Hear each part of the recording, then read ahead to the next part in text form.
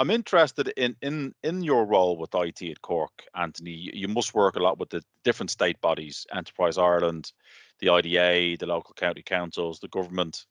Um, are they doing enough to promote, do you think, the right environment for startups and high growth SMEs to achieve success? Yeah, and look, I think there's no doubt, right, in the region. And you're right, we work incredibly closely with all of them.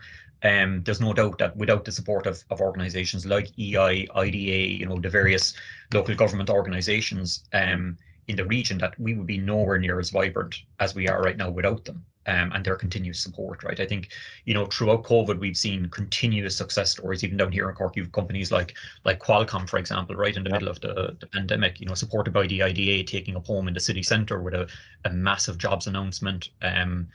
Right in the middle of COVID, you've a lot of indigenous companies, just like I mentioned, with the likes of, WorkVivo, Global Shares down here as well, supported by EI, announcing yet another kind of major expansions in the regions and overseas, right? And then I suppose you have the local governments, right? And they also play a huge role in the success of the sector in the region with their support of, clusters like ours, which we get huge support from, support through the LEO networks, etc. Right. So I think, look, absolutely. I mean, I think that, as I said, look, the sector would be nowhere near as vibrant as it is without Yeah. them, right? At the moment, we've down here in the region, we have over 30,000 people employed across the tech sector in the region, right? And Well. this grows year over year, right? And it doesn't happen by luck, right? This is down to the phenomenal commitment of organizations like EI, IDA, local authorities, chambers, IT at Corks, etc. Right, and it's a model that's clearly working and going from strength to strength. And this is, it's clearly shown year over year. If you look at the inward investment numbers, if you look at our